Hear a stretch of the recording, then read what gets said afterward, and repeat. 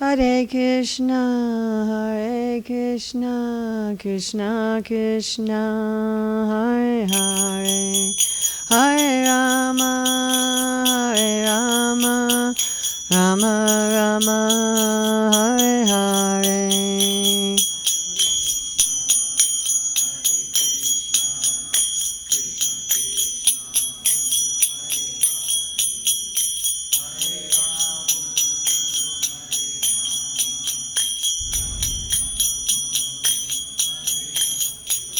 Hare Krishna,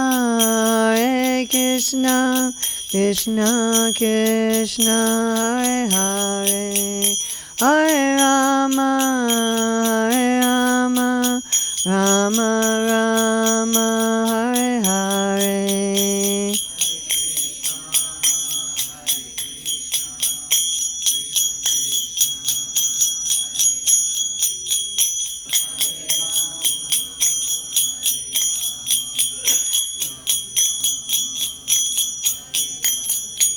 Hare Krishna, Krishna Krishna, Hare Hare, Hare Rama, Rama Rama, Hare Hare.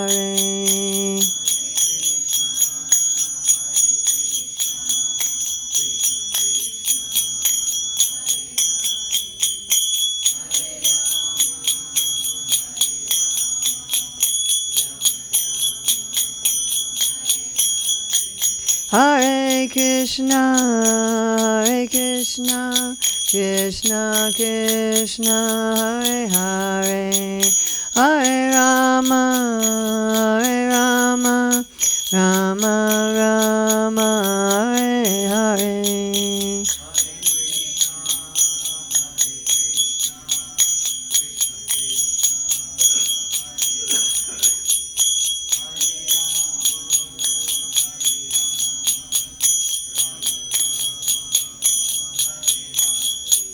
Hare Krishna, Krishna Krishna, Hare Hare, Hare Rama, Rama Rama, Hare Hare.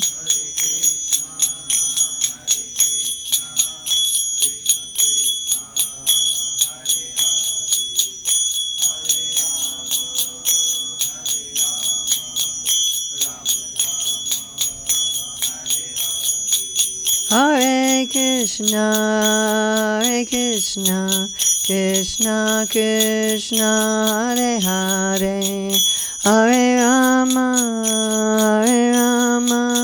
Rama Rama, Hare Hare.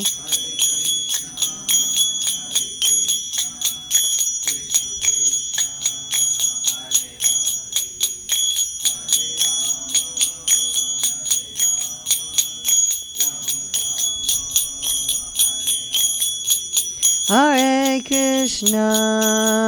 Krishna, Krishna Krishna, Hare Hare, Hare Rama, Rama Rama, Hare Hare.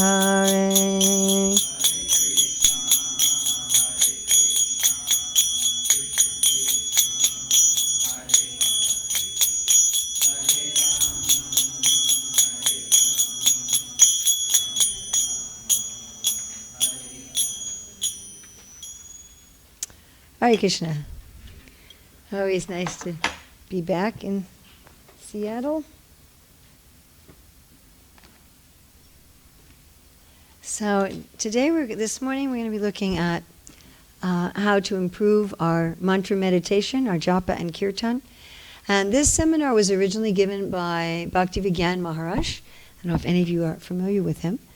So he was a graduate student in biochemistry when he joined the Hare Krishna movement in the Soviet Union. And you can read about him as an article in Back to Godhead called Two Seeds That Grew in Iron, that talk about Bhaktivigyan Maharaj.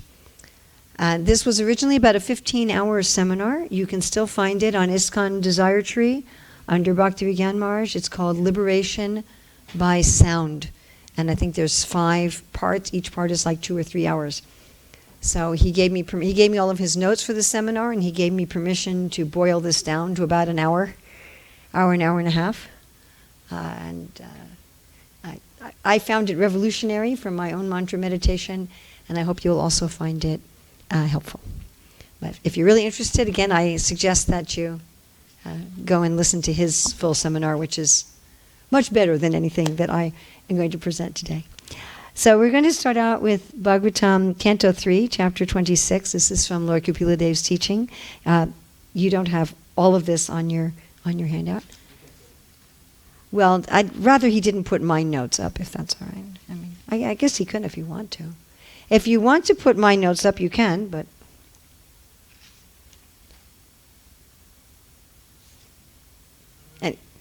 It's fine, whatever. So this is from Bhagavatam 3:26-32, and the verse we're looking at this is a section on the Bhagavatam where Lord Kapila Dev is speaking about how material nature is created and all the different elements of material nature. So the translation of this verse is, when egoism and ignorance is agitated by the sex energy of the Supreme Personality of Godhead, the subtle element sound is manifested, and from sound come the ethereal sky and the sense of hearing. So we're going to just look at a few sections from... Is it possible for me to get some water? That would be really nice. We're going to look at just a few sections from Srila Prabhupada's purport.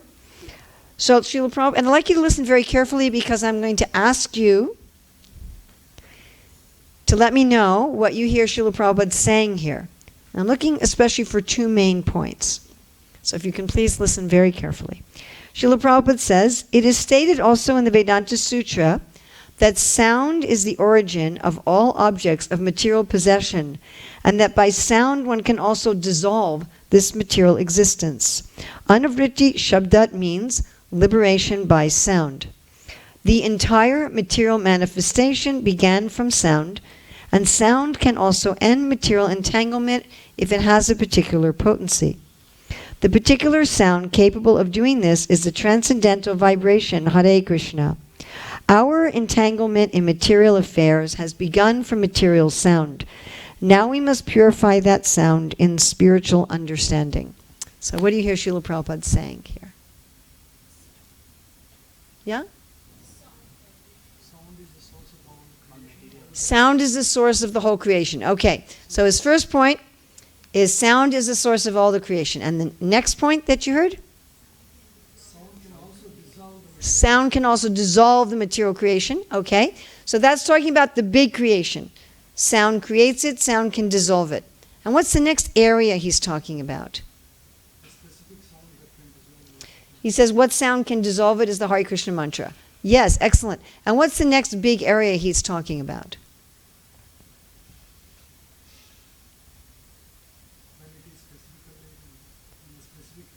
If its sound is done in a specific way. Very good. And the next big area is talking about the cosmic manifestation.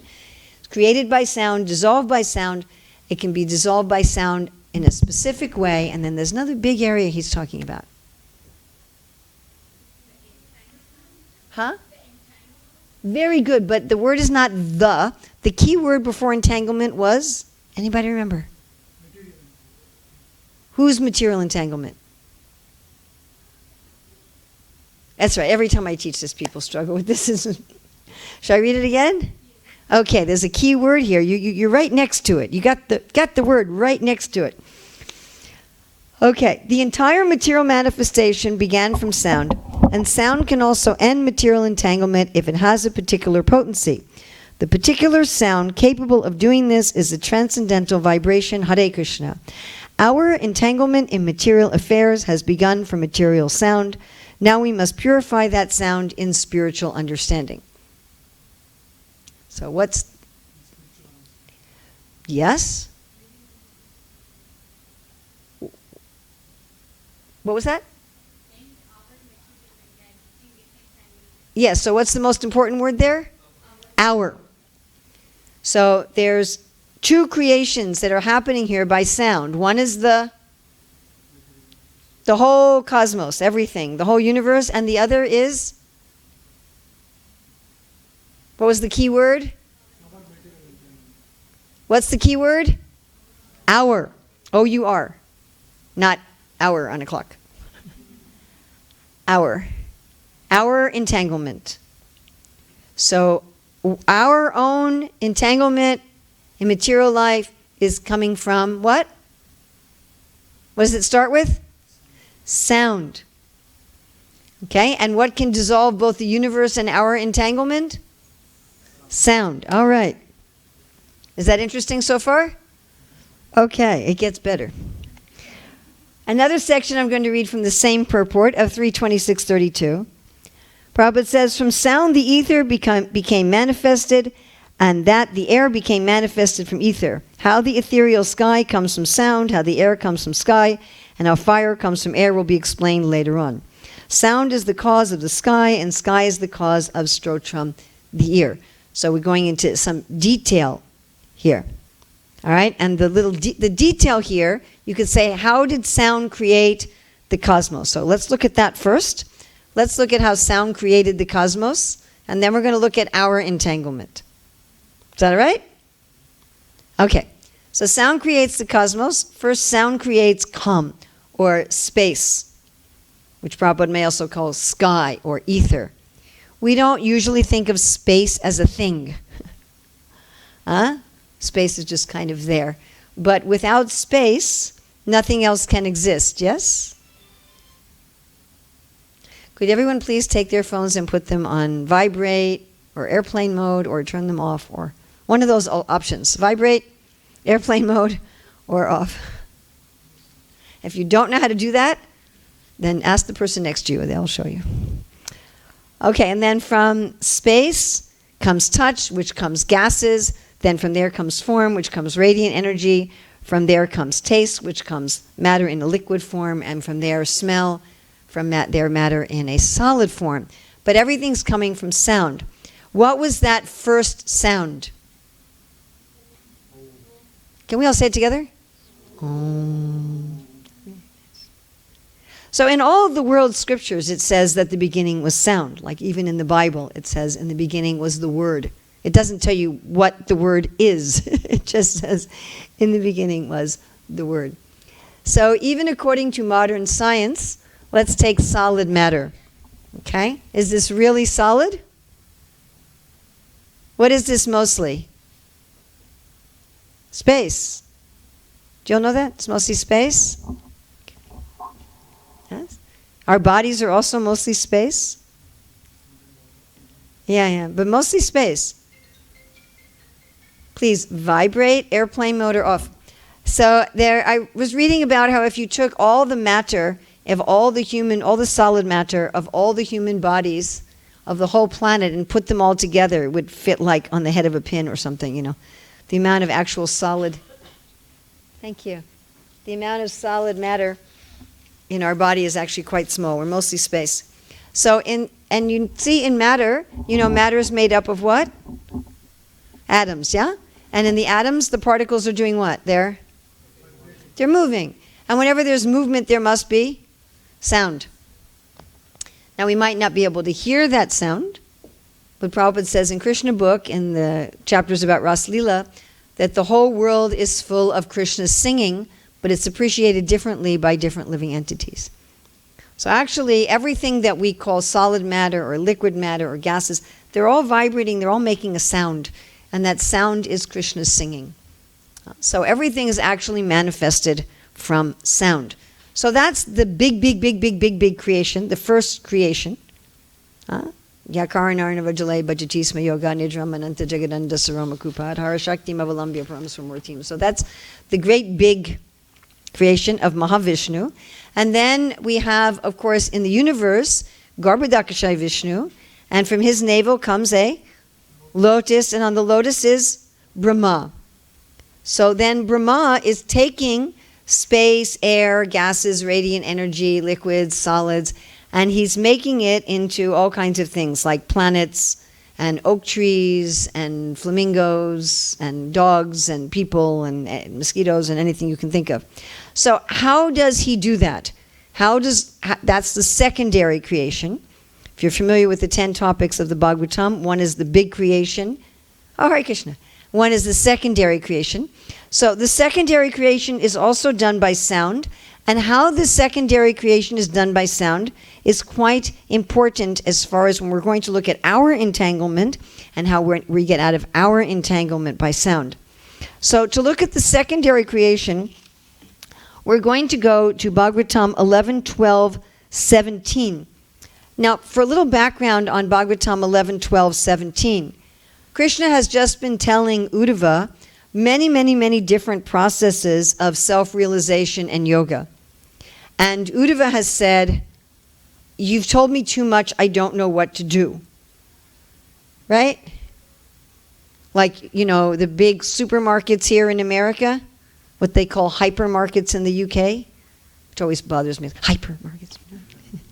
So sometimes there's too many choices, isn't it? Like you just want to buy some laundry soap for your washing machine and you've got, 500 different choices to make. So it's like that. Krishna's talking to Uddhava and he's saying, there's this process of yoga and this process and you can do this way and that way and this way and that way. And Uddhava's like, just tell me what to do. And Krishna's answer is very interesting. He says, my dear Uddhava, the Supreme Lord gives life to every living being and is situated within the heart along with the life air and primal sound vibration. The Supreme Lord also assumes a gross form as the various sounds of the Vedas composed of short and long vowels and consonants of different intonations. Would that answer your question? If you were Uddhava and you said, what process of self-realization should I do?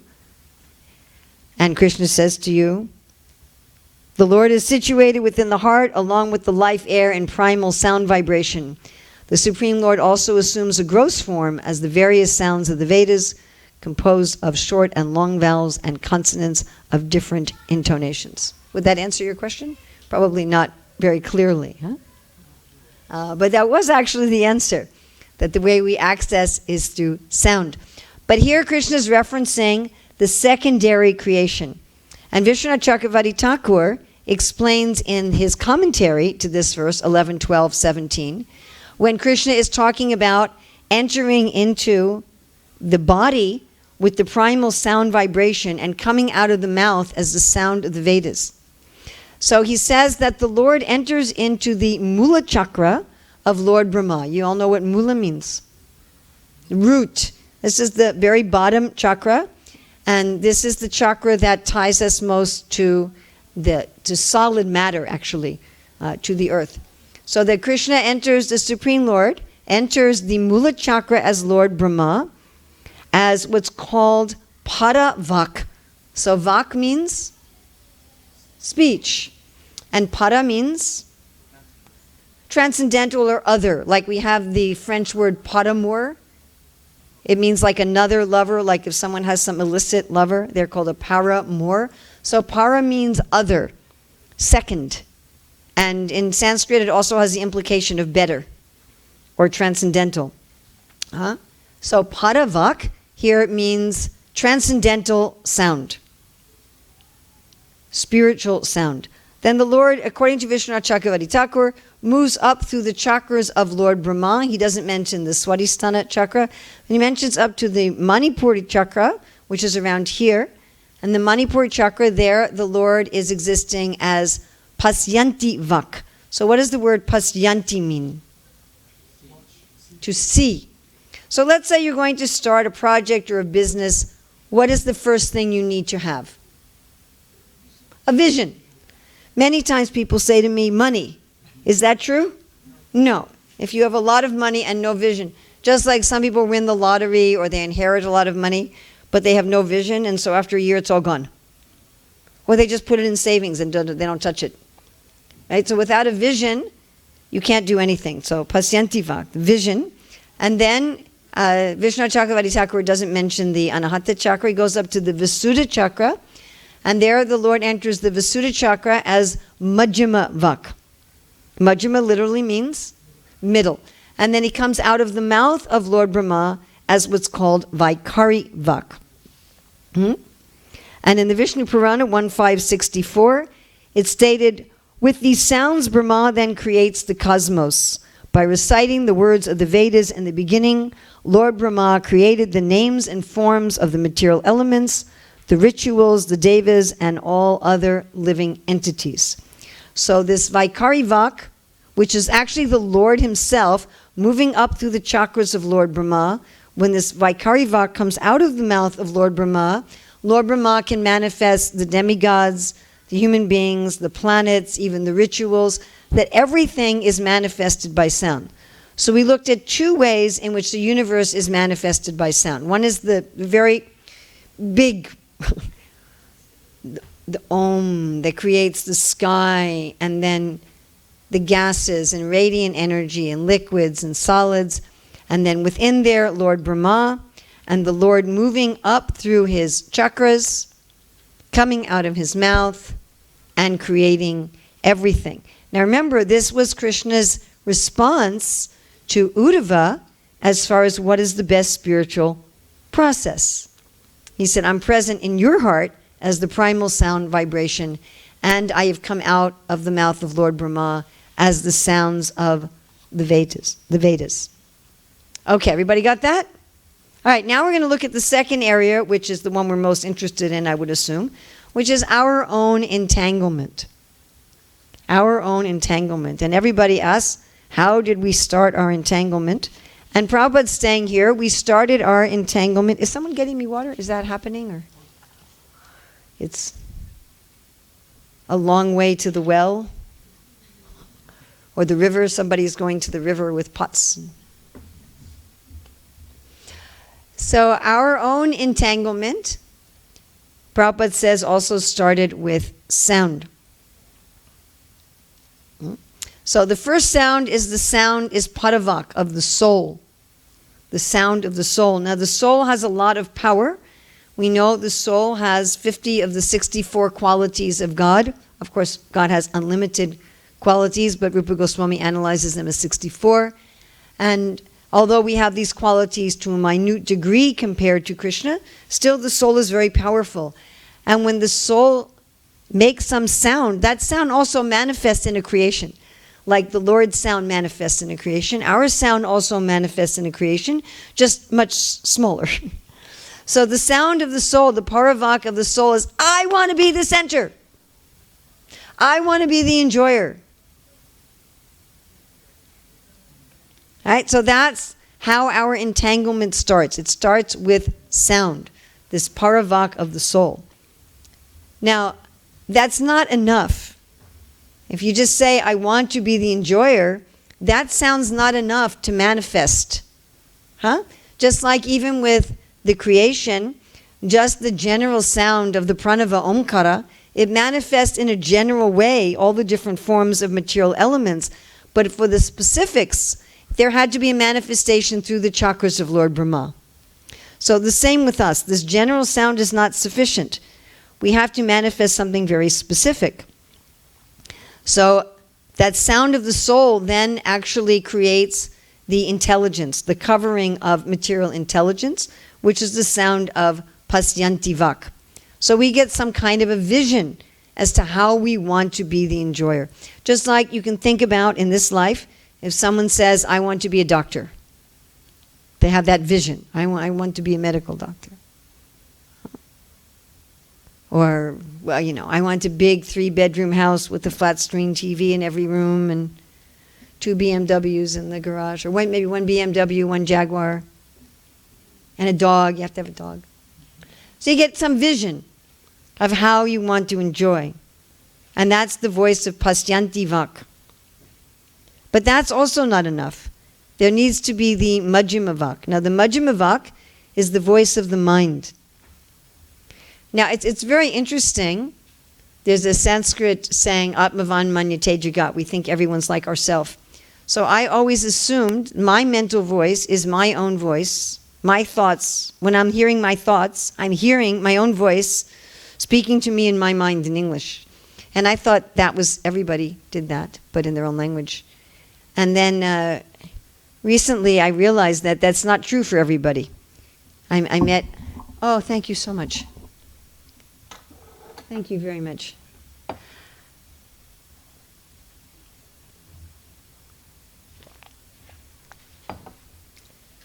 So I met one devotee who told me that the way she thinks is she thinks in pictures and emotions. And then I met another devotee. I was asking people, how do you think? How do you think? I met another devotee who told me she thinks in typing, as if she was seeing like a computer or a typewriter typing out the words and reading them. And then she told me later in her life she started thinking in sound, but it would be 2 tracks going at once. And someone else was just telling me that they think in a voice, but it's not their voice. It's like it sounds like it's another person's voice. But anyway, we have some sort of sound going on in our mind, whether it's in pictures, whether we're reading it, whether we're hearing it. And it may be gibbering in English or in Telugu or in Bengali or in Hindi or something, Chinese. And it's going... And this Majjhima Vak voice, it tends to be like a little monkey, yeah? Right? It's always jumping? Do your thoughts always jump around? Yes? Right? Like this place where I stay in India, so there's a lot of monkeys there. And I did something really stupid. So I put some beans to boil on a low heat, and then I took a nap. Don't do this. It's really... Anyway, I woke up to this burning smell in the house. My beans were burned at the bottom of the pot. And then I did something even more stupid. I took the burnt beans and I put them on the grass right outside my house. So of course the squirrels like that, and the birds, and also the monkeys. And then they changed their commute route. Their commute route had been a long distance from my house, and then they started commuting right in front of my house, which is the same place I would hang up my washing. And so by changing their commute route, then they discovered my laundry, and the teenage monkeys were trying on saris. Yeah, so our mind's like that, right? Our mind is jumping around like a monkey and trying on saris from other people's laundry lines, and right, here and there and everywhere. And then we have, but that Majjhima Vak, that has the role of accepting and rejecting.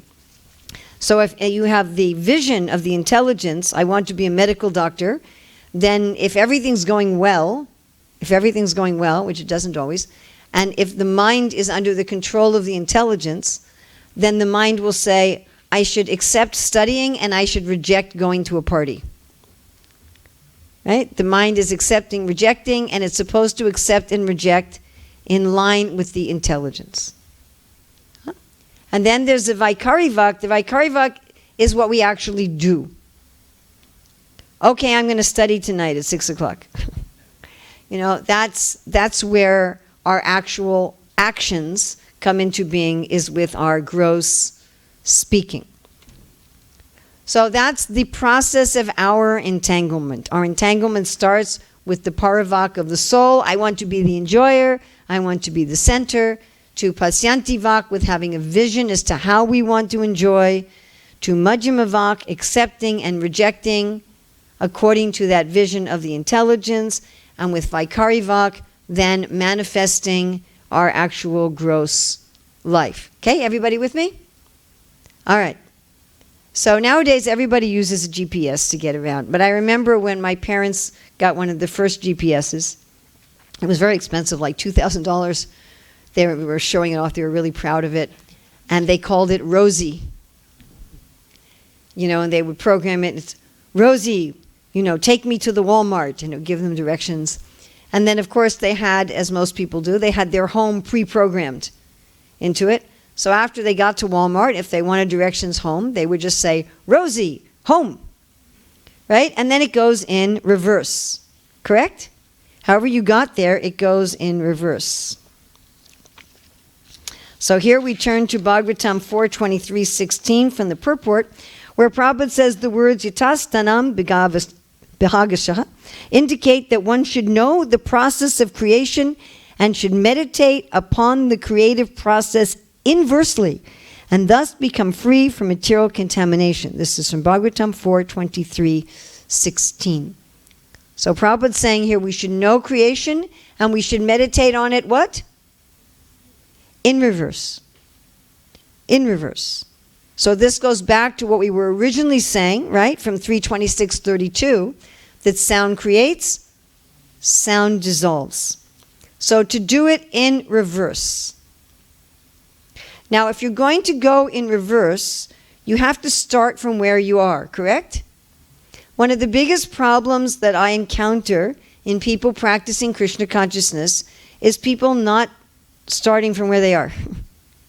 They're starting from where they think they should be, or where they think other people would be impressed if they were there, instead of starting from where they are. But that doesn't work. If somebody wants directions to the temple and calls you up, how do I get there? The first thing you ask them is, where are you? If you go to directions online, yes, you put in where you're going to go, but you also have to put in where you're starting. Correct? Yes? Okay. So if you pretend you're starting from a different place, you'll get the wrong directions. People do that all the time. It's actually quite sad. So for most of us conditioned souls, when we start our spiritual life, we're at the level of Vaikarivak. We're at the level of gross awareness. That we've created our material life from Paravak, Pasyantivak, Majjhimavak, Vaikarivak, and we are functioning at the level of Vaikarivak. That's where almost everybody starts their spiritual life, with a few exceptions. So what we're going to do to reverse this creation is we're going to take the spiritual loving sound of the soul, right? Because it started out with this, I want to be the center, I want to be the enjoyer. And what we want to do is change this to, I want to be the loving servant. Which is, of course, what we mean when we're chanting Hare Krishna, Krishna Krishna, Hare Hare, Hare Rama, Rama Rama, Hare Hare. But because we're at the level of Vaikarivak, we start our chanting at the level of Vaikarivak. That means we start our chanting at the level of the mouth. And we're chanting with the mouth, Hare Krishna, and the mind is jumping around like a monkey, trying on people's saris from their clotheslines, right? And the Pasyantivak is going, I want to enjoy like this and like this and like this. And the Paravak is going, I want to enjoy. Yeah? Now, how are we going to reverse it? This is given by Krishna, as I sang Krishna in 11:12. 17 told Uddhava that you had to rely on the sounds of the Vedas. And 11:12:18, the next verse, he's going to give him some more instructions as to how you do this. So 11:12:18, Krishna says, when sticks of kindling wood are vigorously rubbed together, heat is produced by contact with air, and a spark of fire appears. Once the fire is kindled, ghee is added, and fire blazes. Similarly, I become manifest in the sound vibration of the Vedas. I'm going to read that one more time. When sticks of kindling wood are vigorously rubbed together, heat is produced by contact with air, and a spark of fire appears. Once the fire is kindled, ghee is added, and the fire blazes. Similarly, I become manifest in the sound vibration of the Vedas. So here Krishna is giving very clear, though metaphorical, instructions on how to reverse this creation through sound. So when we're first chanting on the level of Vaikarivak, it's like trying to start a fire by rubbing wood together. So generally we don't do that in 2019. Generally, if we want to start a fire, we just get a match or a lighter, right? Or maybe you just turn the button on your stove. But if you go to something like Boy Scouts or Girl Scouts, you still learn how to start a fire by rubbing wood together. So you're rubbing wood together, it's going to be what? Hard work, right? You're probably going to sweat. What's the first thing you're going to get? Maybe just some smoke and some hard work. So that's like chanting on the level of Vaikarivak. When you're chanting just with your mouth, it's basically just hard work. When we're chanting with our mouth and our mind is jumping like a monkey and we have a vision for material enjoyment and the soul still wants to enjoy the world, then chanting just seems like hard work. I remember speaking to one devotee who'd stopped chanting, and I said, why did you stop chanting your japa? And he said, it became another job for me to do every day. It just became something else I had to check off on my list that I had to get done. In other words, it became a burden. And indeed, chanting on the level of Vaikari Vak is like that. It's just this hard work. So after you're rubbing for a while, what does Krishna say happens? Heat. So this is the awakening of the Madhyama Vak. And heat is something you feel, isn't it? Yes? So the idea is, what's supposed to happen is that by chanting just with the mouth on the level of Vaikari Vak, at a certain point the voice of the mind wakes up. And the mind decides to chant along with the voice. And then we experience some heat. We experience of some feeling of Krishna consciousness. We're like, wow, this chanting is really nice. We have some experience. As soon as the mind and the voice are both chanting, then we have some experience. And we'll talk about in a few minutes what does it mean for the mind to be chanting. Then what's the next thing Krishna says happens after heat? You get a what? A spark. So a spark is something you see. So there you can understand we're at the level of Pasyanti Vak. So what is it you see? Chaitanya Mahaprabhu mentions Chaito Darpana Marjanam. You're cleaning the mirror. We have a mirror in our consciousness. And in this mirror, we see ourselves. For a conditioned soul, we see a distorted picture of ourselves. We see ourselves according to our body, according to our mind, according to our, ethnicity, our occupation, our social status. We see this distorted understanding of ourselves. But when the mirror is starting to be cleaned, then we can actually see, oh, I'm a soul. So this spark that happens is when the Pasyanti Vak also starts to be engaged in the Mahamantra, and we get some vision of who am I. We actually start to see our real self, and we start to see God. We start to understand the form and the qualities of the Lord. We start to have a vision of ourselves. And that eventually, what does Krishna say to do when there's a spark? Add some ghee. So what often happens when there's a little spark of awakening of the Pasyanti Vak is people don't add ghee, they just kind of look at it. Wow. Oh. And it goes out, right? A spark very quickly goes out. But one has to put ghee on it. One has to nourish it. One has to actually nourish it. And if you nourish this spark with ghee, then what happens? The fire, what? Blazes. So this is the awakening of the Paravak, of the voice of the soul.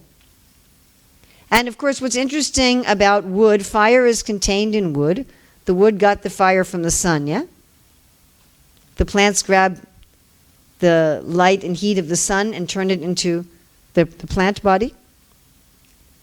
And then after the plant dies, that energy of the sun is conserved within the plant, which is why you can burn fossil fuels and coal and things like that. Yeah?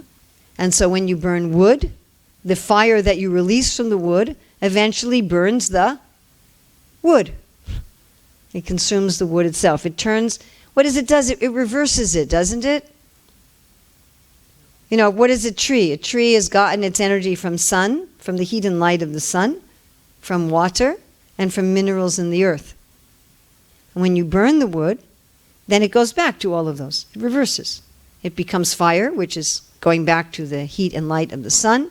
It produces smoke and water vapor and some ash. So it goes back to the minerals, the water, and the heat and light of the sun. It reverses it. And the wood as wood ceases to exist. So when the sound vibration goes into the Paravak and blazes, then it actually burns up our material identification. Our material subtle body is burned up.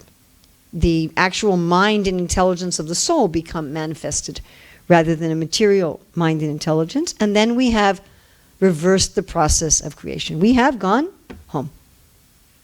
Yes? Okay? Is that pretty clear? All right, excellent. So, by the way, we should also mention that if we speak or hear mundane sounds, then we set the original process in motion again. Yeah. So, what I had this chakra system to explain, for us to go back, go to the Parava, which is Moola Narada. Yes. But the Jnana Yoga say they go from down to up and from here to here. That's a very interesting point. And and Krishna also says that in the 8th chapter. He talks about, actually it's kind of funny because Krishna says two things which appear to be contradictory. He says to put the mind in the heart, the life hair between the eyebrows, and then a couple verses later he says to put the life hair at the top of the head. Now, unless he's saying, first do this and then move it here. That's a fact, but in Bhakti actually we go back to Mula. But that's another topic. I don't know if it's one I want to discuss publicly. But anyway, it's interesting with Bhakti. What's highest there is lowest here. We'll just simply say that. We'll leave it at that. So I want to talk about two things before we open this up for a little demonstration and then questions. So the first thing that I'd like to talk about is that although we all start on the level of Vaikari Vak, not all, but generally speaking, when people take up Krishna consciousness, they start on the level of Vaikari Vak. So we have to be careful we do not intentionally stay there. If we are simply chanting the Hare Krishna mantra and our other spiritual mantras just with the mouth, without engagement of the mind, the intelligence, and ultimately the soul, then Jiva Goswami says in the Bhakti Sandarbha, starting from 153 onwards, he says that this intentionality of refusing to go deeper in bhakti will lead to 5 problems. And we see this practically in our Krishna consciousness movement. Now, before we discuss the problems, let's look at again, what do we mean by this? We mean someone's just chanting mechanically. If any of you are familiar with Shakespeare's play Macbeth, how many of you are familiar with Shakespeare's play Macbeth? Anybody? Just one person. Okay, well, Shakespeare describes that Macbeth became king. It's a very interesting play. I'm really convinced that Shakespeare must have read the Nrsingadev story in writing this play. But Macbeth becomes king by killing the previous king, and a bunch of other people too. He's really gets into murder here. And he becomes the king by murdering a bunch of people. So then it becomes time for the final battle when he gets killed. And he says, my soldiers only have mouth loyalty. In other words, they're not really devoted to me. They just say they're devoted. And frankly, that's a fact. They were devoted to him just out of fear. They didn't want to be added to the list of his murder victims. So they were saying we're loyal, but they weren't. And we have an expression in English called lip service. Any of you heard of that? You say, oh, I just give lip service to that. That means you say something, but you don't follow it up with anything meaningful. There's no depth to it. So chanting just on the level of Vaikari Vak is like that. It's like a mouth loyalty or like lip service. It's something. It's a start. And almost everyone has to start there. It would be almost impossible to start your Krishna consciousness at the level of Paravak or Pasantivak. But the problem isn't so much starting there, the problem is staying there. So Jiva Goswami explains that if one intentionally stays there, if one doesn't make a conscious, deliberate attempt to wake up the other levels of speech and reverse the process of creation, the first thing that will happen is crookedness. One will become deceitful. And that's really what we talk about. When we talk about lip service or mouth loyalty, we're talking about a kind of deceit. Where what you say, it doesn't really have any substance to it. So one's spiritual life won't have much substance. I mean, if we look at the vast majority of the people of the world who say they are religious or who say they're spiritual, we'd have to say that most people are in this category. They go to a temple or a church or a mosque or a synagogue. It doesn't matter what religion it is. The type of religion is not what's at issue here. But it's just, yes, yes, I believe in God. Yes, yes, I have some religion. But it never goes deep, isn't it? It stays on the level of ritual, or it stays on the level of, well, my parents are Catholic, so therefore I'm Catholic. So that's a kind of crookedness. I believe in God, but what do I actually do? How does it manifest in my life? The next is faithlessness. So why faithlessness? Because if I'm just chanting on the level of Vaikarivak, there's no heat. There's no spiritual experience. I mean, there might be in the beginning, just because Krishna gets so excited that a person's turning to him, that he gives this reciprocation in the beginning. He's like, wow. But there's just all this hard work and smoke. And so a person is thinking, okay, Krishna consciousness is just hard work. And they lose faith in it. They say, well, the process doesn't work. Again, this is like if you give someone directions to come here and they just get in their car and they turn on the engine and they sit in their parking space. And then they say, well, your directions are not effective. Or are you driving here? I've turned on my engine, but they're not moving the wheels. Right? Bhaktisiddhanta Saraswati gives this analogy of the wedding party. Right? There was a group of people going for a wedding in a village across the river. So those of you if you were born and raised in India, you can appreciate this. I don't think people born and raised here can appreciate this very well. So they had to cross the river in a boat. And so they get in the boat, and the boatman's rowing and rowing and rowing, and at the end of they're rowing all night. In the morning, they haven't made any progress because the anchor is still in. Yes, so this is intentionally staying at the level of Vaikarivak. You're chanting, you're chanting, you're chanting, you're chanting, you're chanting, you're chanting, you're chanting, but without an effort to go deeper. So you lose faith. You just say, the process doesn't work. I do it, I do it, I do it, I do it, I do it, nothing happens. I read about all these things in the books that are supposed to happen, and none of them happen to me. Then attachment to things that destroy faith in Krishna. So that's the third one. Now, this happens because we're very interesting beings, we human beings. We basically try to rationalize and justify everything we do wrong. Have you noticed this? We do that for people we love, too. Frankly, if we didn't do that for people we love, we wouldn't be able to be with them. So if you're going to live with someone or deal with someone all the time, you have to either not see their faults or make excuses for them. Isn't it? Right? If you see someone's faults and don't make any excuses for them, then staying with them is very difficult.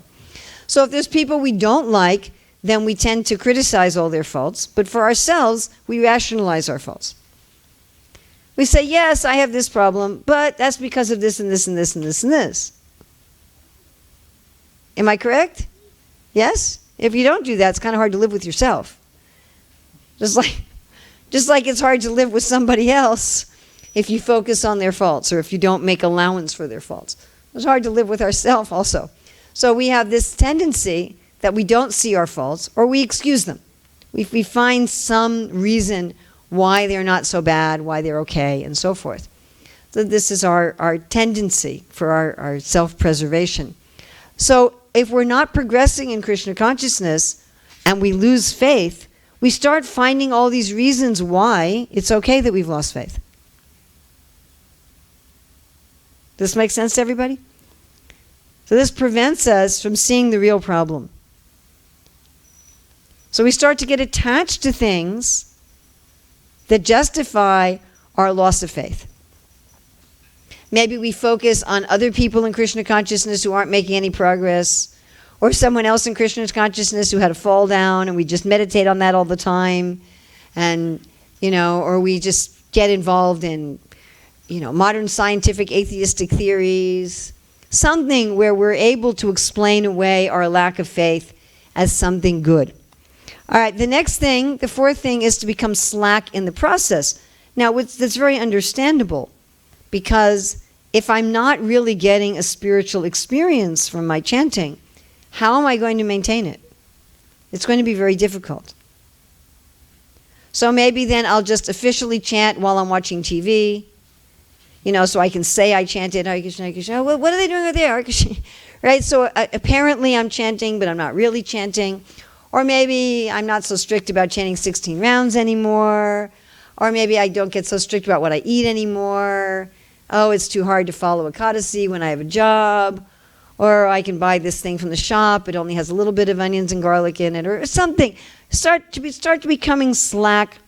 And those are the main ways I see people start to becoming slack. They start becoming slack about what they eat, or the way they chant, or how much they chant, or they stop reading. You know, you'll say, when's the last time you read Prabhupada's book? So I don't know, 2 years ago maybe. You know, so... Or they read, but if you ask them as soon as they close the book, what have you read? Oh, I don't know. I did my reading for the day. So some sort of slackness in the process. And I find this last one the most interesting, where Jiva Goswami says we'll get pride in our devotional accomplishments. So I was visiting a temple once for the first time, in a temple that shall not be named. And the temple commander came up to greet me at the end of the morning program. Oh, Haribo, nice to have you here. My name is so-and-so Brahmachari. Oh, Haribo, nice to meet you. And he starts giving me his CV, his resume. I'm thinking, I wasn't planning on hiring you for a job. But he starts telling me everything he's done in Krishna consciousness. Well, I'm the temple commander here, and I've managed this temple, and I spent so many years selling books, and I spent so many years being a head pujari. He's listing to me all of his external accomplishments. I also found when I taught Sri Manashiksha, which I taught here, right? You remember that I taught that?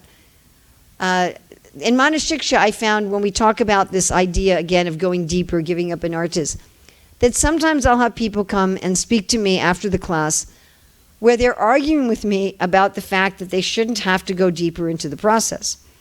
And when they make that argument, invariably, they will start listing their external accomplishments. I remember this one woman who was telling me, you know, I hardly ever live in my house. I give my house as a guest room for the visiting sannyasis. I'm in the kitchen 12 hours a day. She's listing her external accomplishments. So if we're on the level of Vaikari Vak, and we're not experiencing the heat and the light from going to Majjhima Vak and Pasyanti Vak, what to speak of the full satisfaction from chanting at the Paravak level, then how are we going to justify the fact that we're still in Krishna consciousness? So we have to say, well, I'm making advancement. Well, how are we going to measure we're making advancement if we're not making any real advancement? We're going to look at the externals. And we're going to say, well, I donated such and such amount of money. I've waved so many sticks of incense. I've cooked so many offerings. I've distributed so many books. You follow? Right? Like I have a person who's written me, my apologies if you're listening on the internet, but I have a person who's written me and said, you know, I've joined ISKCON and I want to go up to the highest level I can get in the society. So that would be what? What's the highest level you can get to in the society? Krishna Prema, but that's not what she's saying. She's saying, I want to become a Diksha Guru. And I'm thinking, that's not it.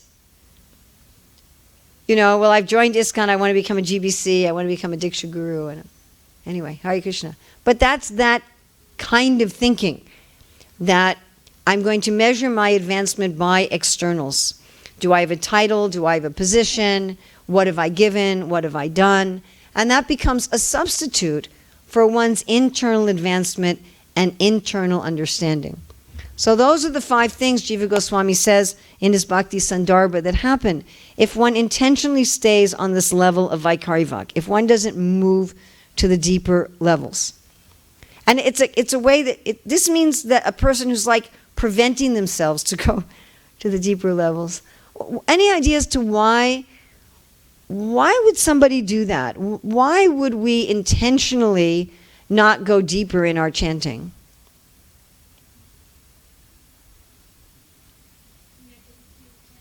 Huh? Well, that's how we do it. But why would we do that? But that, in other words, we're holding on to our anartas. Why would we do that? Well, definitely there's some laziness. But what do you think we're afraid of? Exactly. Exactly. Because what's going to happen as we go deeper?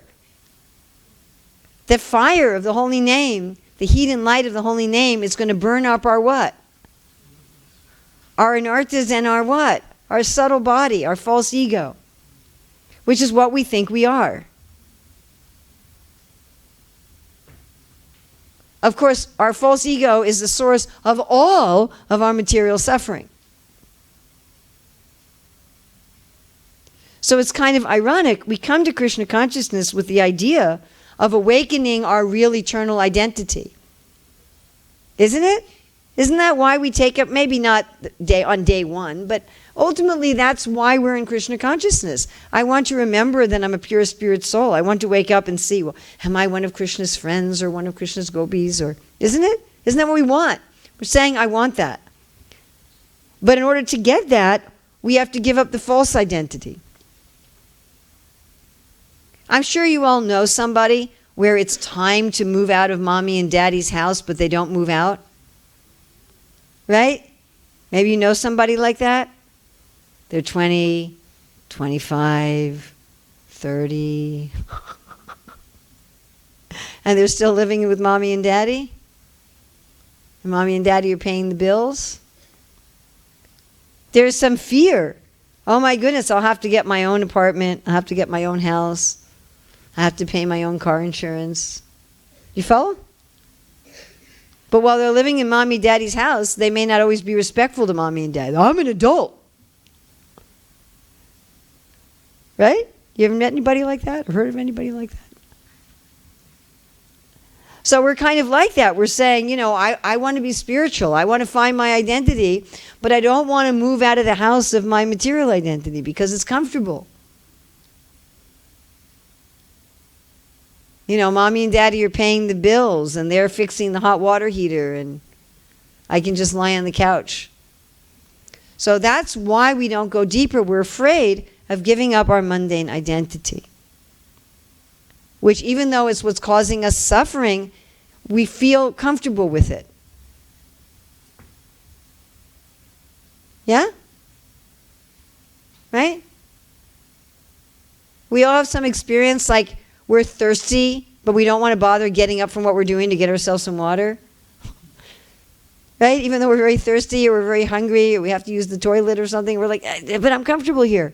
So it's kind of like that, where we're just kind of, we're suffering with our material identity and we know what we have to do, but we're resisting doing it.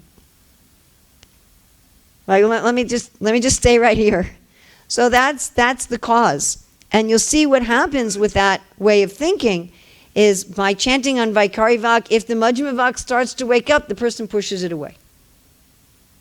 If there starts to be, no. Right? Or if there's a spark even, the person pushes it away. Let me just stay on this level. And this leads to these 5 problems.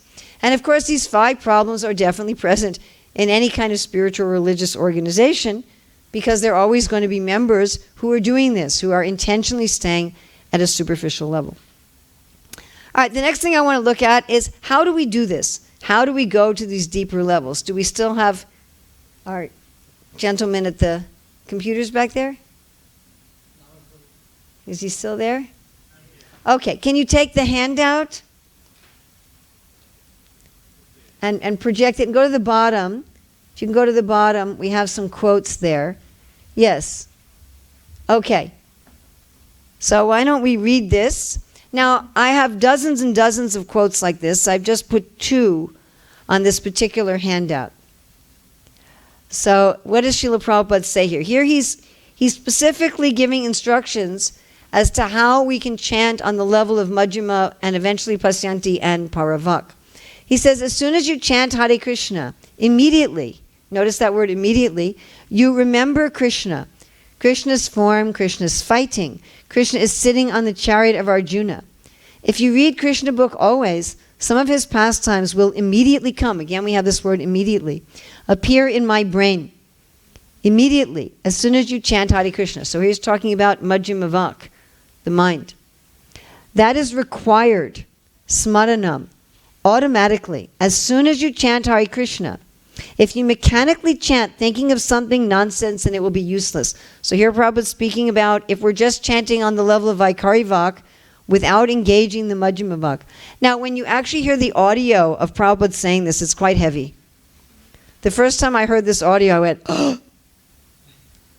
Because Prabhupada's very strong here. He says it will be useless. And then he has a long pause, and then he says it will take time. Because again, most of us start on Vaikari Vak. Okay, then he says, but if there is immediate remembrance of Krishna, we are hearing about Krishna so many things, reading about Krishna. Why not remembrance? That means inattention. So here Srila Prabhupada is defining inattentive japa. So inattentive japa is we're chanting mechanically, just with Vaikari Vak, and there's no engagement of the Madhyama and Pasyanti Vak. Okay, can you scroll down a little bit? That means deficient in Krishna consciousness. We should immediately, immediately, the third immediately in this quote, we should immediately, as soon as we chant Hare Krishna, fourth immediately, at least we should remember the picture that Krishna is so kind that he has become a chariot driver, his devotee Arjuna, and he is giving his instruction Bhagavad Gita. You scroll down again, please. Or Krishna is playing in the forest along with his cowherd boys, friends, eating very nicely on the bank of the Yamuna, and some demon came and he is killing, and the boys are, I mean to say, encouraging him with claps. This enjoyment is going on. What is the difficulty in remembering Krishna? What for? This Krishna book is there. You read it and remember it. That will keep you in Krishna consciousness. Can you note the date of this lecture? 1967. So was Srila Prabhupada speaking to very advanced devotees? Probably not. Okay, Prabhupada speaking to people who've been chanting Hare Krishna for what? A month? 6 months? Maybe 1 year. And he's giving this instruction. Let's scroll down to the next one. This is again from what year? Again, 67. This is in a letter. Now, this is a very interesting letter, and I've included this because I think it addresses some people's misconceptions. While chanting Hare Krishna, you should always feel the presence of Krishna in person. And as soon as you remember Krishna in person, you can remember also about his talks with Arjuna. You notice both in the lecture and here he talked about Bhagavad Gita, and which I find interesting. If you cannot remember Krishna in person, you should try to hear attentively the word Krishna Hare as you go on chanting. So I've included this letter because sometimes I've heard devotees say, well, what it means to chant with your mind is simply that you're hearing the sound. And I've even heard some devotees say, you shouldn't try to think of Krishna while you were chanting, which is sort of bizarre. Because Rupa Goswami says we should remember Krishna when? Always. Rupa Goswami doesn't say, always remember Krishna except when you're chanting. In fact, like Prabhupada, in that first quote we had, he called chanting Hare Krishna smaranam. Now, all of us know that we can have kirtan in front of the deities, yes? With the curtains open, right? And we're allowed to look at the deities while we're chanting in kirtan. Everybody knows that. So I don't understand why people can't make like the next step, that one can also meditate on the deities while chanting. In fact, there's many places where Srila Prabhupada will say that this deity worship is you seeing the deities. He said, then why can't you remember them while you are chanting? So there's many, many quotes where Prabhupada will say that. If you want to get some more quotes, it's on my website, urmiladevidasi.org. Under seminars, there's a section, seminar handouts. You'll find this handout there. And you'll also find one on chanting that gives a lot of quotes from Srila Prabhupada about how to engage the mental and the intellectual voice in our chanting. Now, what I find that people use as evidence, if they want to say that we should just listen to the sound, is a conversation Prabhupada had with one young man, where the young man said to Prabhupada, when I am chanting, what should I do with my mind? And Prabhupada said, just chant and hear, what is the question of mind? Now, I'd like us to keep in mind that when you're having a conversation with a particular person, you're tailoring what you're saying to that person. In Prabhupada's purports, in his public lectures, Prabhupada's consistently saying that we should remember Krishna's form and Krishna's pastimes when we're chanting. And I think of this particular conversation just like if I were to say to you, when I'm talking with you, what should I be doing with my mind? Wouldn't you think that was a strange question? If someone said that to you? We're right now having a conversation. What should I be doing with my mind?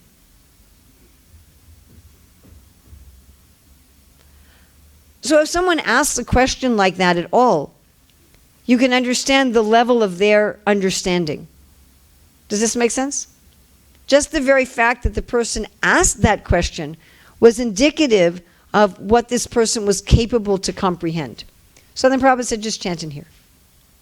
Because it's obvious, if I'm talking to you, I should be thinking about you. That's obvious. If I'm speaking to you in person, I should be looking at you.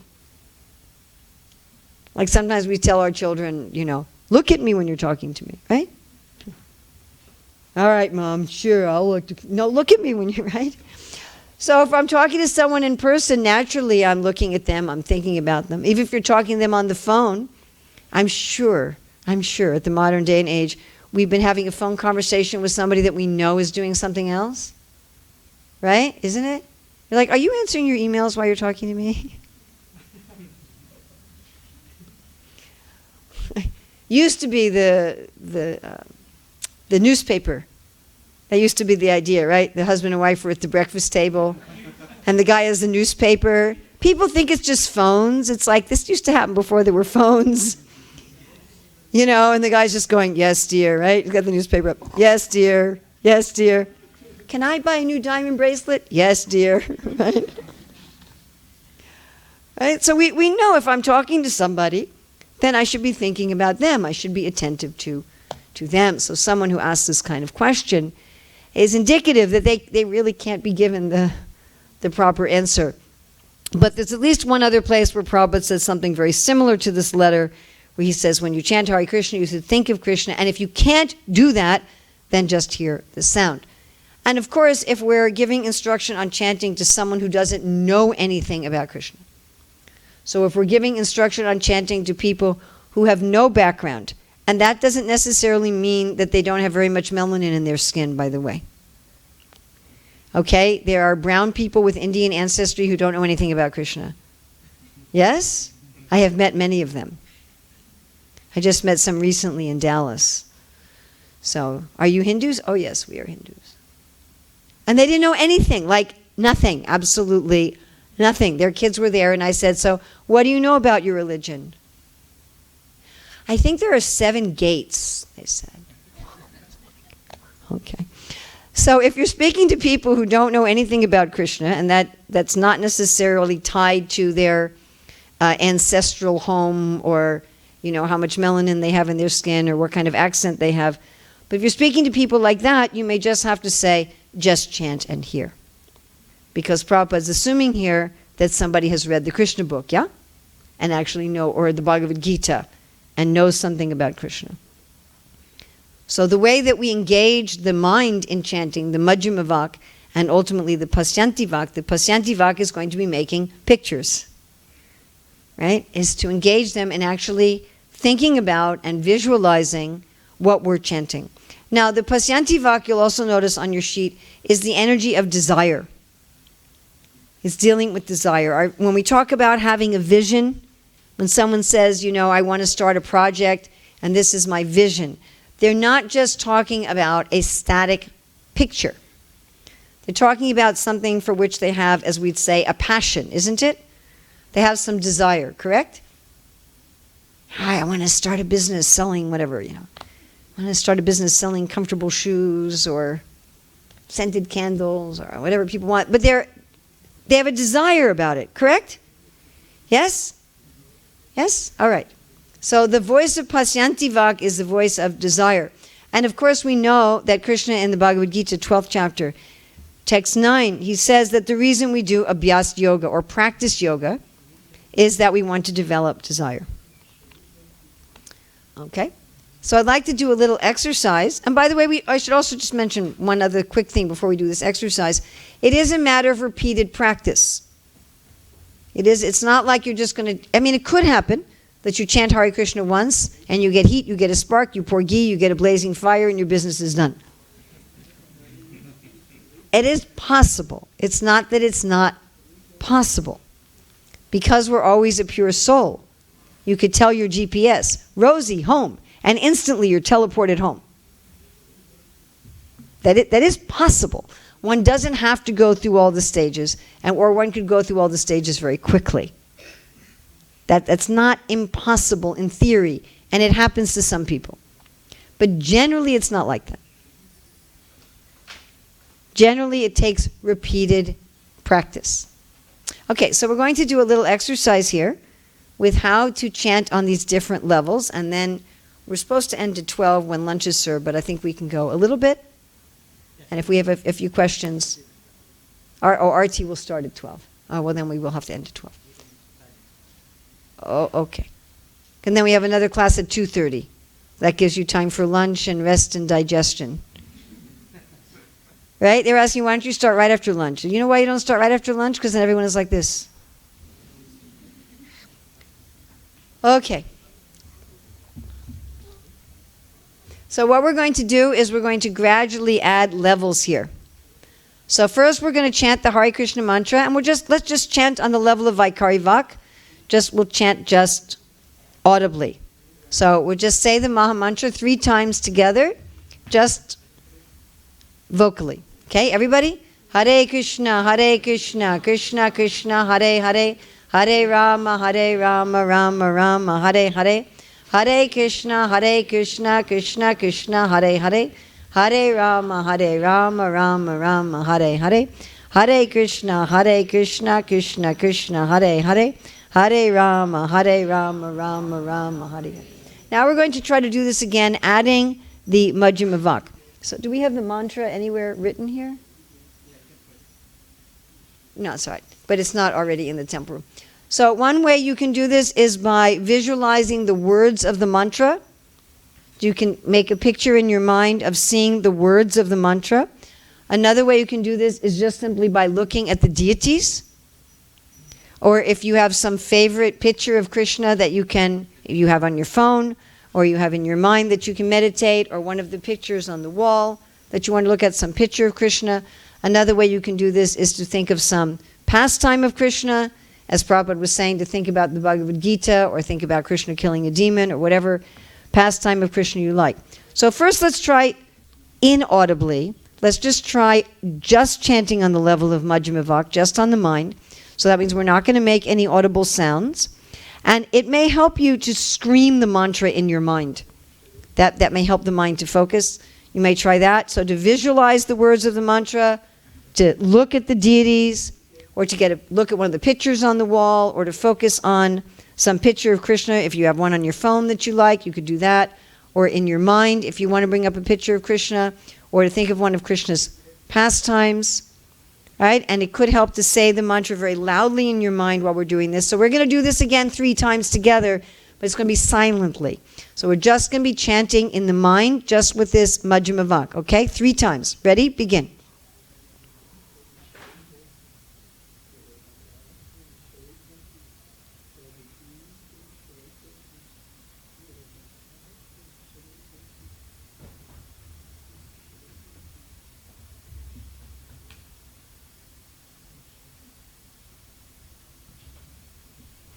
Okay, so now we're going to put those together. So we're going to chant audibly, and we're going to add to that the way we were also chanting in the mind. So together 3 times, this time it's going to be audible. Hare Krishna, Krishna Krishna, Hare Hare, Hare Rama, Rama Rama, Hare Hare, Hare Krishna, Krishna Krishna, Hare Hare, Hare Rama, Rama Rama, Hare Hare, Hare Krishna, Krishna Krishna, Hare Hare, Hare Rama, Rama Rama, Hare Hare. All right, now we're going to go to the level of Pasyanti Vak. Now this level is one again of desire. So I'd like us to access a time when we had some great desire. Now this is not just remembering it, but trying to be there again, trying to relive it as if we were seeing it through our own eyes, hearing through our own ears. And if we've had some time where we really felt, Krishna, I want to serve you. Krishna, I want to love you. I want to be your servant. We had some desire, some emotion like that. And if we've had that desire emotion to go to that time and be there again, re-experiencing it and holding on to that. If you've never had that kind of desire, then go to a time when you had some detachment from material life. Some thought of this material life is just stupid and useless and boring, I really don't care about it. I'm not interested in being a materialist. And again, go back to that time, reliving it, re-experiencing it, seeing it through your own eyes, hearing through your own ears, being there again, and holding on to that feeling of detachment. If you've never experienced either of those, either that feeling of joy and hankering for service and love or detachment, then go to a time where you felt very curious. I wonder, is there a God? What's the meaning of life? Who am I? What's going on here? And go back to that time, being there again fully, and re-experiencing that feeling. So now holding on to that feeling of either wanting to love and serve Krishna or detachment or curiosity, and holding that feeling, and then adding what you were doing with the mind, whether looking at the mantra or the deities or seeing a picture or lila in your mind, and adding the voice we're going to chant together. Hare Krishna, Krishna Krishna, Hare Hare, Hare Rama, Rama Rama, Hare Hare. Hare Krishna, Krishna Krishna, Hare Hare, Hare Rama, Rama Rama, Hare Hare. Hare Krishna, Krishna Krishna, Hare Hare, Hare Rama, Rama Rama, Hare Hare. So it's now at 12 o'clock. If anybody has any questions, comments. Yes.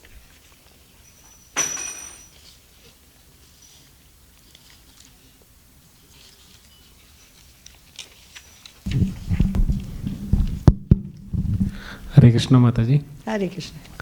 I'm not sure, my apologies that I came little late, so I was not sure if this was covered. Also in the chanting process, there is a Nama Bhashe, there is Nama Bhashe, Shuddhanam is last, like Nama Bhashe. Nama Parad, Nama Bhashe. Sorry, Nama Prad, Nama Bhashe and well, Shuddhanam. we didn't use those terms, but can someone suggest at what level of chanting is it Nama Parad?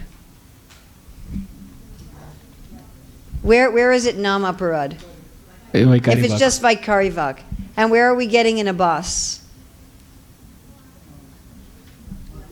Majjhima, you're starting to get in a bas. And Shuddhanam is starting where? At Pasyanti it's starting. And it's fully activated at Paravak.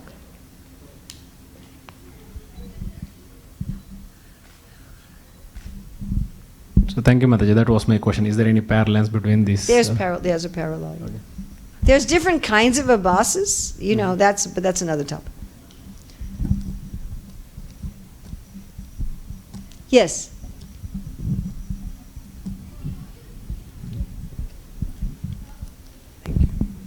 So I was meditating on your metaphor for the necessity of, knowing one's location before one can, know how to get to your destination. So I was thinking when I need to go somewhere, I use my phone and it tells me where I am already. I just rely on the GPS. So I was thinking maybe in life sometimes I rely on assumptions or, there's illusion that keeps me from determining exactly where I am. So what techniques could I use particularly to determine exactly where I am so I can then that's a very thoughtful question. So of course one of the ways we determine where we are is through guru and sadhus.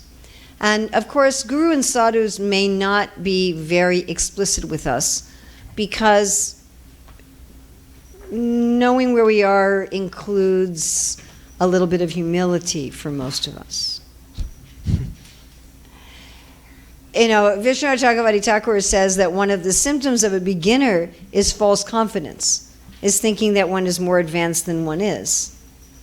And so it's often very difficult to actually tell people. I found this to be almost impossible, actually, with 99.9% of people, to actually tell people where they are, even if you can see it very clearly.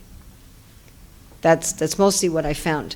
But the way that guru and sadhus tell us where we are, indirectly, is by giving us a process to follow that's appropriate for where we are. Does that make sense to everybody? So you may not necessarily, your spiritual master or senior devotees may not say to us directly, by the way, this stuff that you think is bhakti is actually not. Like in Manashiksha, that's the donkey urine problem, where you think it's a bath and it's actually donkey urine. So they might not say that to you because most people would become very offended. It's just not very effective. But they may say, well, this is what you should be doing at this point in your process. And if we're a little intelligent and knowledgeable in the scriptures, then we can understand that this particular thing I've been asked to do corresponds to this level of advancement, which must mean that that's where I am. But that's generally, what basically we'll hear is, well, right now you should turn right, or right now you should turn left, or right now you should go straight, and like that. I mean, as I travel around the world, many people come to me and asking for advice, and many times I'll see that what they need to do in their situation is what's ideal for them, even though it may not be ideal. You follow? Yeah. Yeah? So I may say, okay, well, for where you're at, or this would be the best thing for you just to take a step forward. So if we can put aside our ego and pride, that's wonderful. But most of us have a hard time doing that. Or we can do it up to a point. Like most of us can put aside our ego and pride up to a point, and we'll hear instruction up to a point, but after a certain point, we become angry and defensive. And then the person giving us instruction has to just kind of stop. Yeah? So that's one way. And of course, then we also have Chaitya Guru, the Lord in the heart, but he also usually does the same thing. So generally, the Lord in the heart also, occasionally, he may say, this is really where you're at. I mean, I had a correspondence recently from a man who was beating his wife, and his wife finally threw him out of the house. And so I sent him a book written by a counselor of domestic abusers. Actually, he'd stopped chanting japa and everything. And I said, why don't you chant japa and, chant japa every day, read Prabhupada's books every day, do some service for the mission, read this book about the psychology of abusers. And he said, well, I don't think I can do all of that. He said, I've given up my sadhana. I said, well, just read the book and connect with God however you can. So that's right there, that I'm going according to his level. So then he wrote me and he said, so I've gotten halfway through the book and I've seen that, wow, I'm really an abuser. I'm actually seeing that I'm not the person I thought I was. I'm seeing how selfish and how cruel that I've been. Right? So sometimes Krishna does that. Sometimes Krishna reveals to us, hey, this is actually where you're at. And then it depends on how we respond to that. So if you respond to that by, oh, this is so terrible, I'm so fallen, I'm so this, I'm so that, then he kind of withdraws a little bit. So that's the other. We have the external guru and then we have the internal guru. And they will both reveal to us. Another thing we can do, but this is not quite as effective because our false ego will get in the way, is we can look at the descriptions of the stages of bhakti, and I've identified about 21 different ways of knowing the stages of bhakti, and we can try to understand where we are according to those descriptions of stages. I found that not to be as effective. We'll have a tendency to put ourselves lower or higher than we really are. One problem with doing that also is that very few of us are totally at one stage with everything. So you might have people who are very realized in one aspect of Krishna consciousness and not very realized in others. So I found people, they're first-class deity worship, but what they eat is not very first class. Or people who are very kind to devotees, but they're not really fixed with their japa. Or people who are really fixed with their japa, but they're nasty to the devotees. Or, and Vishwanath Chakravarti Thakur talks about this in Madhurya Kadambini, that you become steady in body, mind, words, and good qualities. Talks about nistha in 4 areas. And he says, usually you first get nistha in body, then in words, and then in mind. But it doesn't necessarily go that way. So you could have a person their mind is fixed on Krishna, but their words or their body aren't. And he said if someone's fixed in good qualities, but not fixed in Krishna in body, mind, and words, they're not actually fixed. Now, eventually, all four of those become fixed. But my point is, let's say you're fixed in your bodily behavior, your external sadhana, but you're not fixed in your speech. Where are you going to put yourself? Are you going to say you're at nista? Are you going to say you're at anista? Are you going to, do you have one far-out experience during kirtan, decide you're at ruchi? It's difficult, especially since one of the symptoms of anista sadhana bhakti is this false confidence. But having said that it's difficult, it is also something we can do. Our acharyas have written these books for that purpose. So you can take a book like Madhurya Kadambini, which goes into great detail on the Shraddha to Prem system, and you can look at it and you can say, oh boy, am I having difficulty keeping my vows and controlling my senses? Am I having difficulty giving up sense gratification? Am I having, do I have this false confidence? Am I basically just on the external level of thinking my Krishna consciousness is about, should I live here? Should I do that? Should I be married? Should I not be married? Should I have kids? Should I have not kids? What job should I do? Then you can understand I'm at anista. And I mean, certain things are pretty obvious. Am I chanting my rounds every day? So this also gives you a guideline. But as I say, it's not absolute to just look at it oneself with introspection. You can fool yourself, and you can be at one stage in one thing and another stage in something else. So it's good to have all of those together, to be able to have some self-introspection according to Shastra, to have senior devotees and guru who are advising you, and to listen to the Lord in the heart. So all of those, if you have all of those things put together, then you're going to be very well situated. And I would say that all of us need to have at least somebody in our life where we're willing to take correction from that person.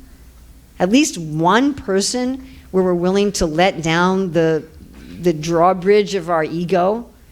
And if they say, hey, that's not good, we don't immediately argue with them. We don't just say, what do you mean? What about you? What do you mean?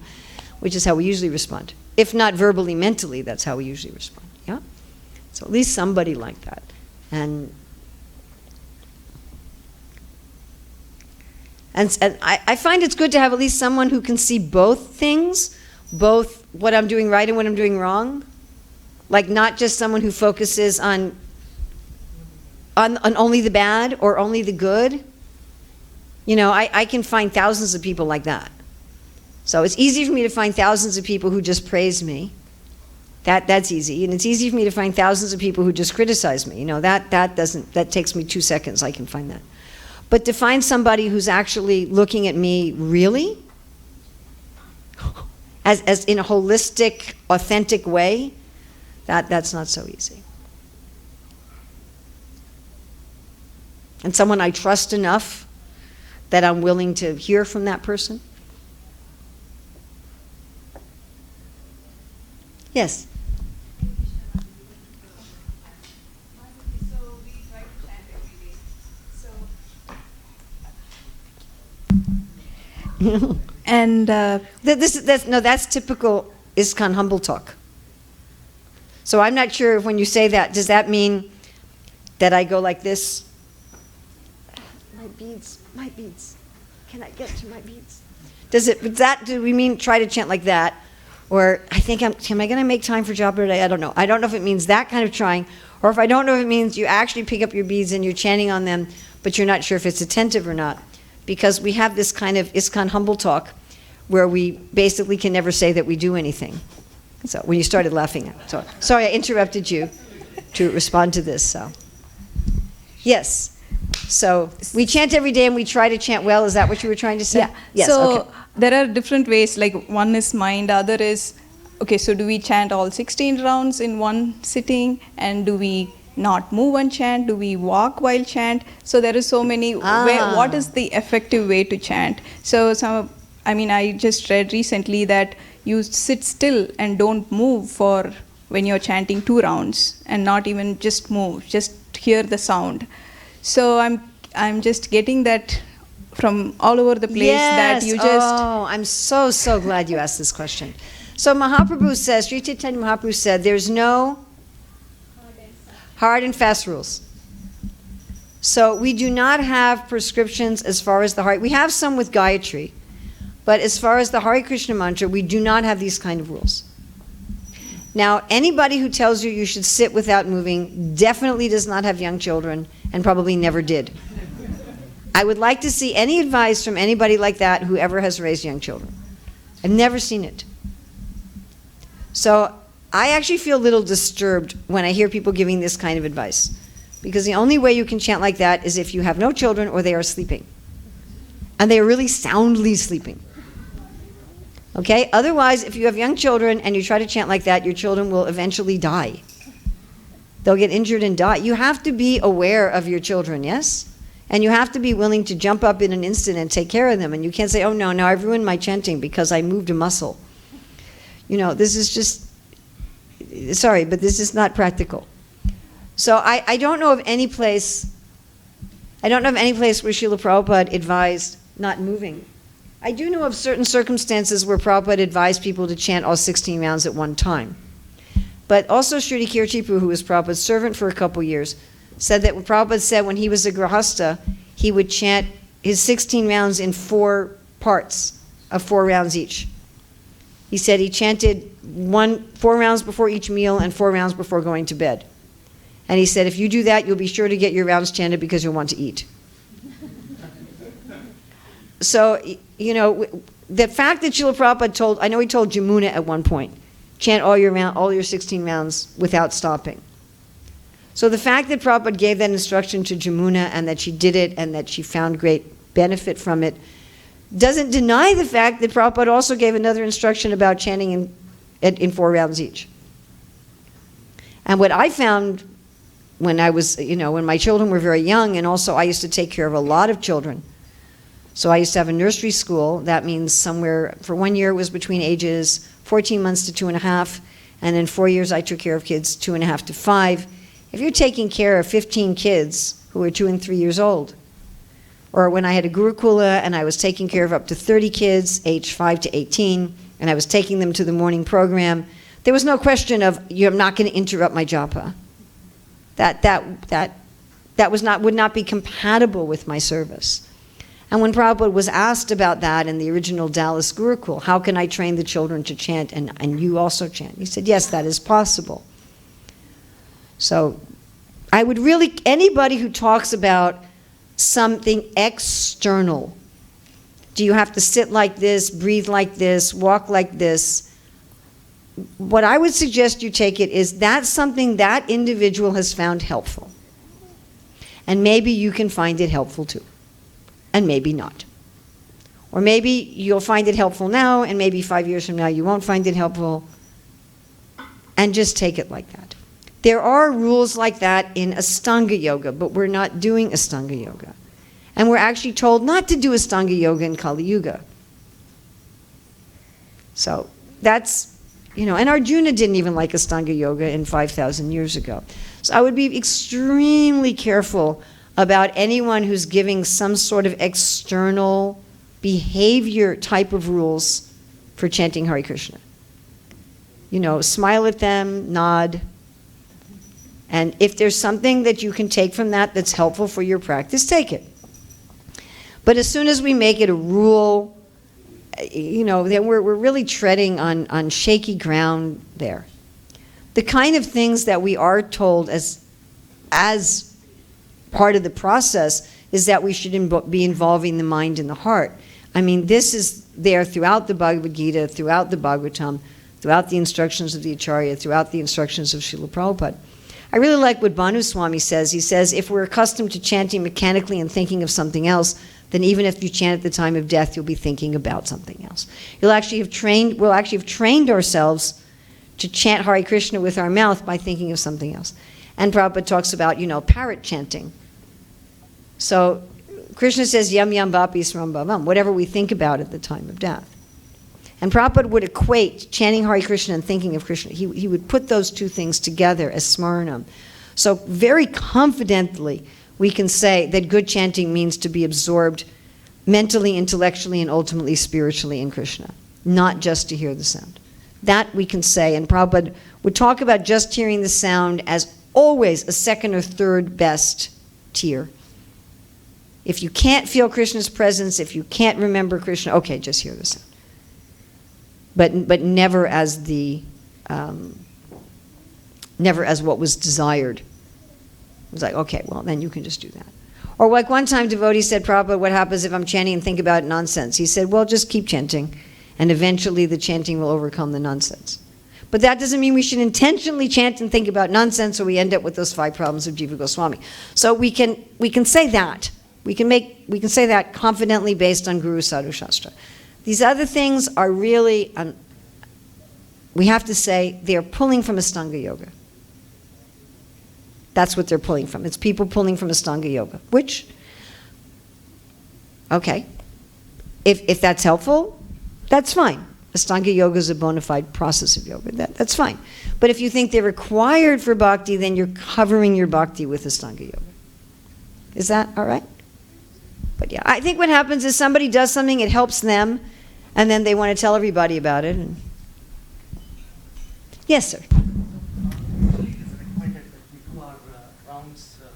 In the early morning during immediately after the Mangalarti. What's your comment on that? Because you also mentioned, do it over the day. Yes, and thank you for bringing that up. So when I was teaching Gurukula, I had some students who wanted to learn Ayurveda, so I had to learn it with them. We were co-students. So in studying Ayurveda, we learned that in the early morning, there's a time when all the modes are in equilibrium, and then there's a time when the mode of goodness is active. And then around sunrise, a little after sunrise, the mode of passion becomes active. And I think we all notice that sometime around 7, 8 o'clock, you want to do things, right? Isn't it? It's hard to sit and meditate. I want to be active.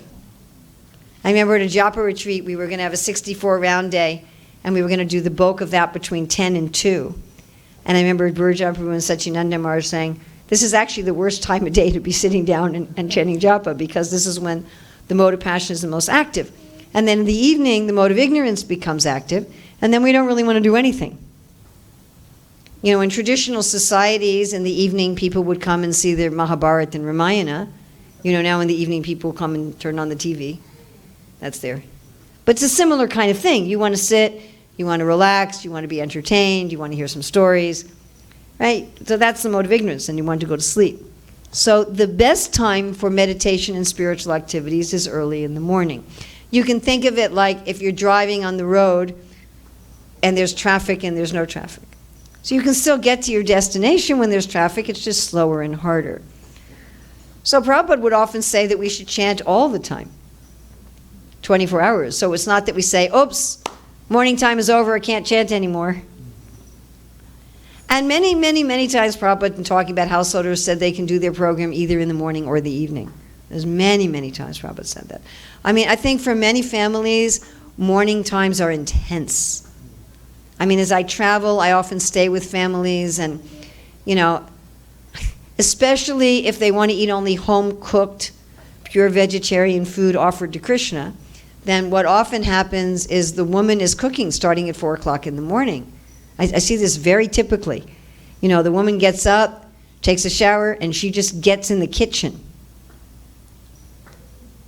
And she's cooking for 2 hours to make prasadam for her husband and her kids.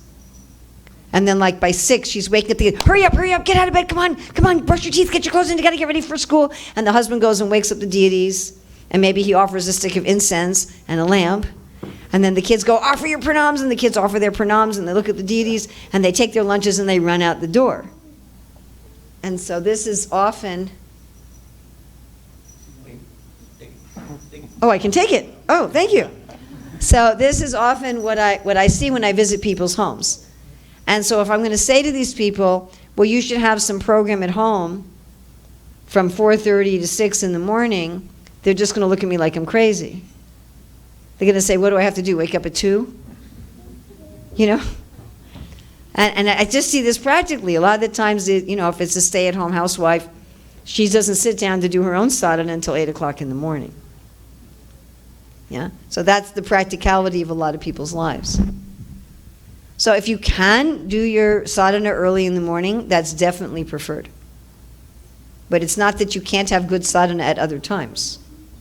It's not that you can't connect with Krishna at 7 o'clock at night. Now, I don't suggest that you first pick up your bead bag at 8 o'clock at night. I speak from practical experience. That's not such a good idea.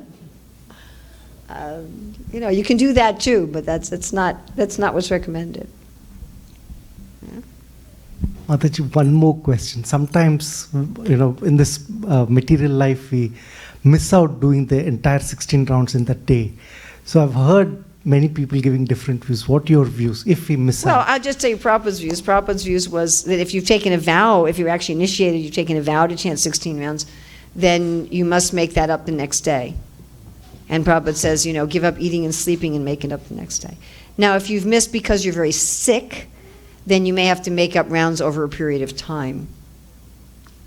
So, if the reason that you haven't chanted your 16 rounds is that you're extremely ill, so then you may have to make up like an extra 1 round a day or an extra 2 rounds a day until you've made it up and your health is restored.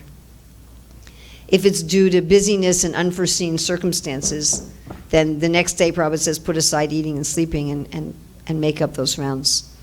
Yeah, that's another good argument for why to chant early in the day. If you've done your sadhana early in the day, then when things come up during the day, your rounds are already done. But when you're leaving rounds for later in the day and something comes up during the day, then it may be difficult. So that's another good argument as to why that's, but again, it may not be possible in the realities of people's lives. And I know it's sometimes hard. I had a year where I had to be at work. I was working at a public school. I was the administrator of a public school. I had to be at work at 7:20 every morning. And that meant by the time I got to work, I had to have done my puja. I had to have cooked breakfast and lunch for myself so that I could eat Krishna Prasadam. I was also working on my PhD dissertation at that time. And I was doing a survey of Hare Krishna teachers literally all over the world. So I was having to make phone calls at 3 o'clock in the morning to India and Africa. So getting all my 16 rounds done by the time I left for work was often not possible. And sometimes, most of the time I was home by 4:30, but sometimes I wasn't home till 9:30 at night. And sometimes I had to go to meetings after work, and I was there for 14 hours. And sometimes what I did is I just went out to my car and sat in my car, or I was working in a school. Sometimes I went out to the parking lot and sat in one of the school buses and chanted in one of the school buses, and I have a little 27 bead thing, and I would take that out with me to the school bus and chant there. So sometimes I had to do that kind of thing. So yeah, I can understand this. Sometimes it's hard with an active life, it is hard. I mean, one thing we can keep in mind is that the average American, they say, watches 6 hours of television a day. I personally can't figure that out mathematically. I can't get my head around how do you have a job and eat and sleep and bathe and you still have 6 hours, and that's average. That means some people are watching television for 8 or 10 hours a day. I can understand people watching 6 hours of television a day some days, but an average daily intake seems a little like, again, a time mathematically. How do you live? Maybe you never clean your house. Maybe you only have pizza delivered. I don't know, you eat all prepared foods. I don't know how that works. Or maybe you're very rich and you have somebody else clean your house and cook your foods, but I don't think that's the average American. So if people can spend 6 hours a day watching television, I can spend 1.5 to 2 hours a day chanting Hare Krishna, is my point.